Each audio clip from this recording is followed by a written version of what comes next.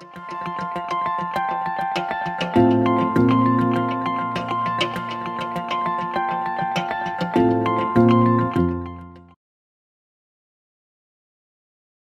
everyone. Thank you for attending this session.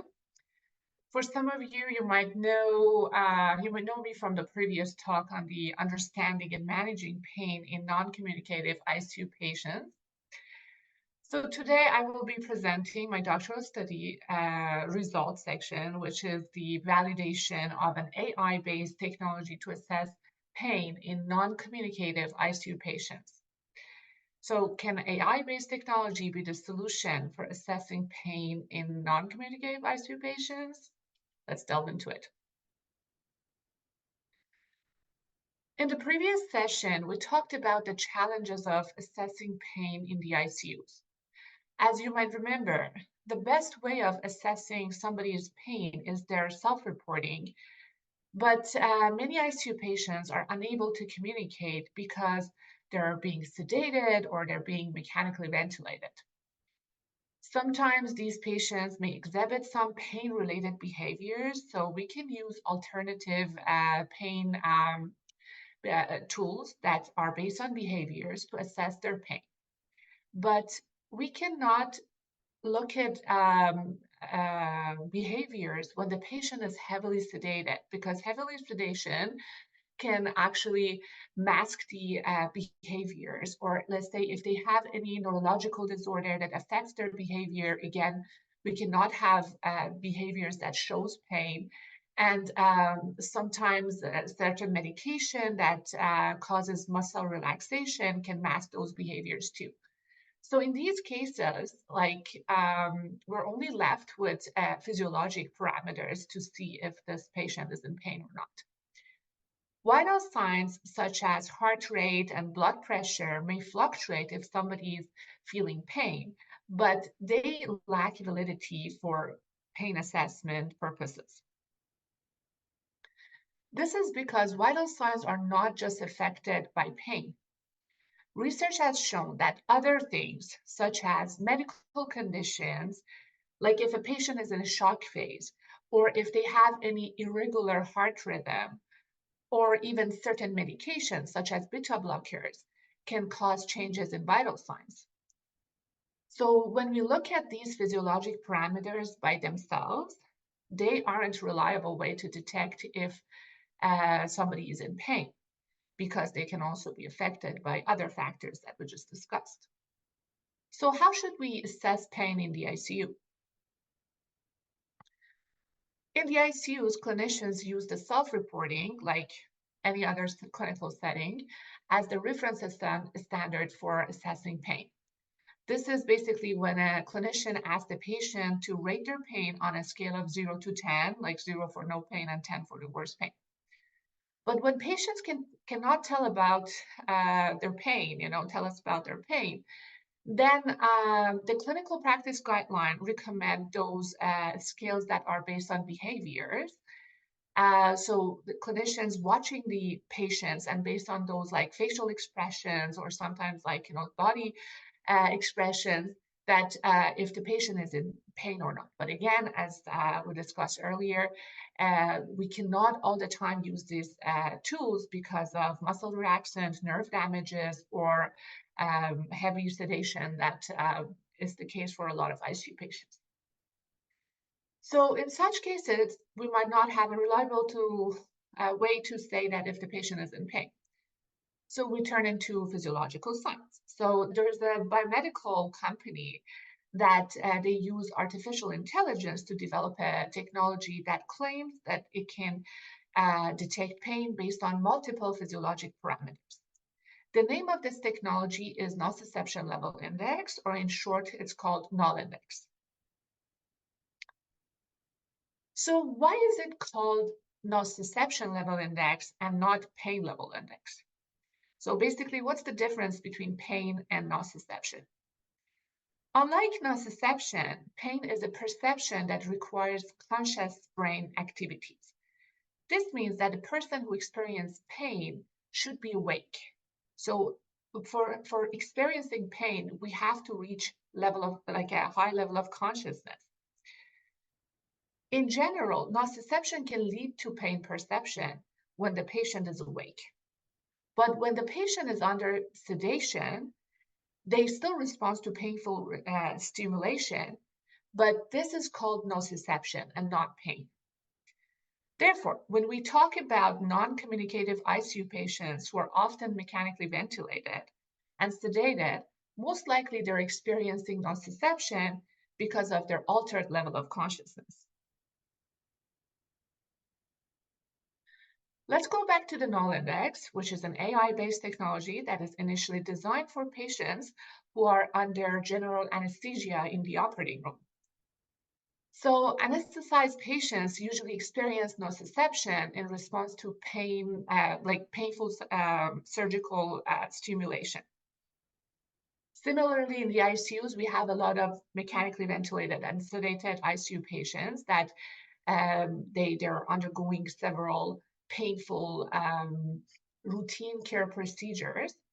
So the populations between the anesthetized patients in the OR and then ICU patients, they're very similar. So this technology incorporates multiple physiologic parameters into an algorithm to estimate the level of nociception. So how does the device work? The Null device has a small finger probe. It's non-invasive. You put it on any finger of a patient. It looks at patient's heart rate, how the heart rate varies, known as heart rate variability, the blood pressure, and then the skin electrical activity known as skin conductance. All of these signals are measured together and analyzed at the same time to give a score called Null Index. The score can range from 0 to 100, and the way that we can say that somebody is in pain is that any values over 25. And this is the first sign of basically nociception. So why do we need to validate it if it's already been used in the operating room? When we create tools or technologies to measure health-related factors, such as pain, we need to make sure these technologies actually do what they're supposed to do. This is a scientific process, which is called validation. Because the Null Index was initially designed for nociception assessment in anesthetized patients, which is a different patient population and different setting, we need to test if the device is actually measuring the same thing, which is nociception and related pain, in ICU patients as well. Because it's true that the two populations are very similar, but still, like, the medications are different. You know, the medication that are used in the operating room for patients under anesthesia is very different, that not very, but to a certain extent different from what medications we use in the ICUs, and even the modes of mechanical ventilations are very different. So we cannot just assume that if this device is a valid tool in an operating room, can be valid in another setting with a different patient population. That's why we ran this study. So during my PhD studies, we tested the Null Index during a painful ICU procedure that is commonly done for mechanically ventilated patients. This procedure is suctioning, which is when clinicians suction inside the airway tube of a mechanically ventilated patient. This is a procedure that is known and been self-reported by many patients that it's very painful and unpleasant. We wanted to see if the Null can detect pain during this procedure. So here is what we specifically look at. First, we'll look at to see if the Null values matching with what the patients say about their pain. Basically, it's called criterion validation. It's a technical term, but what it means is if the Null values is also matching with the 0 to 10 scale that the patient self-report, because some mechanical ventilation patients can be also awake and they can point on the scale and tell you which pain level they're at. We also look at the behavioral scale for those patients that could express pain-related behaviors, and to see if the score generated by the technology is matching with the score that assessed by the behavioral tool. Then we looked at to see if we compare the two situations, one painful, one non-painful, if the device shows different values in these two situations. So we compared the suctioning towards blood pressure cuff inflation, like the procedure that basically when you go to the doctor and they put a blood pressure cuff and it presses on your arm. So normally it shouldn't make, and it might be a bit uncomfortable, but it's not painful. So, and this is something that actually happens a lot in the ICU. We constantly check patients' blood pressure. So we put null in these two situations on a patient to see if the device can say suctioning painful versus blood pressure cuff inflation non-painful. We also wanted to see if the device is reliable, meaning if the values are consistent. For example, before starting a suctioning procedure, as painful procedure, the values should not be high, and then during the procedure, it should go up, and then after the procedure, it should gradually come down. So we wanted to see that this before and after procedure is also consistent and going back to low values or not.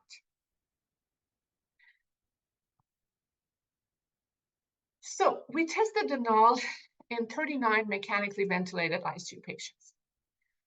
18 of them were awake and able to self-report their pain by pointing at the scale of 0 to 10. And 21 were not awake, so we used the other behavioral pain tools. Majority of our sample were male, and they had a surgical diagnosis. As it was an observational study, patients were also receiving painkillers and opioid as it was prescribed during the study. So we did not interfere with their routine care at all. We found out that the null values matched up to a good extent with what patients were reporting. Pain intensity is like their own self-reporting, so which is 0.65. The perfect value would be 1. So 0.65 is actually a very acceptable value for a clinical study. CPOT was our behavioral scale, and the correlation that we had between CPOT and null was lower and not as high as what patients were reporting as their pain. So what we can conclude here is the null values is based on this results that the null value actually matching up a lot with what patients self-report at their level of pain. We also found out that the null values were higher during the suctioning procedure compared to before and after procedure. As you see here, during the suctioning, the null values went to 26.7. It's an average, so let's say 26, 27. And then before the procedure, it was about 6.5, and then after was going down again to 5.6. So we see this trend that before it's low, during the painful procedure, it's high, and then after it goes back low. And NIBP is the abbreviation that we use for that blood pressure cuff inflation, which is a non-painful procedure. And as you see, the values are pretty consistent. So during the blood pressure cuff measurement with the cuff inflation, the values were only around 8, and before and after, it was slightly lower. But again, it doesn't reach that cutoff value of 25 to say that this is nociception and pain. We also look at, in those patients that could tell us about their pain, if their self-report of pain matches with what the null says. And as you see, During the suctioning, the self-reported pain from 0 to 10 was 5 out of 10, and then the average before and after was almost 0. Same thing with the CPOT score, the behavioral score. The CPOT was around 3. It's a scale from 0 to 8. So the score was around 3 for the suctioning procedure, and before and after it was 0. And during the non-painful procedure, the blood pressure cuff measurement, it was all about 0. So these results were consistent and showing that higher null values were observed during the painful procedure. The null values were also stable and consistent before and after suctioning. So when we compared the basically no stimulation phases, they were around the same values. And this was consistent with the self-report of pain, which was very low, 0, and then the behavioral scale, which was also 0. So that shows that the device has reliability in their values. So these findings are promising and showing that the null index could be valid to measure pain and nociception. So now what? Did we find a solution to the problem of pain assessment in non-communicative ICU patients? The answer is not quite easy. We also found out that the null index has some limitations in the ICU. First, the null finger probe for the moment is only available in one size. So if a patient has a large finger size, or if they have edema, which is common in the ICU, the technology wasn't able to generate any signals. Another issue was that the null is sensitive to any changes in the heart rhythm. So if a patient has some cardiac arrhythmias, there will be no null signal. And unfortunately, a lot of ICU patients have cardiac arrhythmias, especially those who are even sicker. Another condition that a lot of ICU patients are, actually this is a reason that patients are getting admitted to the ICU, is the state of shock. So the null device wasn't able to generate any null signal during the state of shock. So again, another common condition that is very prevalent in the ICU. If a patient is agitated or moving their limbs, this will negatively affect the null signal. Even cold fingers can result in no null signal. So again, just to remind you, the device was for patients in the OR and anesthesia. And usually patients in the OR and anesthesia, they don't move at all. But that's not the case for even sedated ICU patients, because sometimes sedation can be not as heavy, so patients are still have some movements. So if we lose the signal, then we cannot really rely on that. So we observed these shortcomings of the null index, which can negatively affect the usability of this technology for ICU patients, even if the technology is measuring what it's supposed to measure, which is nociception and pain. So can AI-based technology be the solution for assessing pain in non-communicative ICU patients? Maybe, but we have more work to do. Here you can see my supervisory committee. I would like to thank my supervisor, Dr. Celine Gelinas, for her guidance and support throughout my doctoral journey. I also extend my appreciation to my committee members, Dr. Richebet, Dr. Martel, and Dr. Lavoie. They had great insights and constructive feedback to improve the quality of my research, and their collective wisdom and encouragement have played a pivotal role in my research. I'm truly fortunate to have the opportunity to present my research results to you today, and I thank you all for your attention. I also want to thank the funding agencies that make this project possible, and I'm available to discuss this topic further or answer any questions that you might have. Thank you.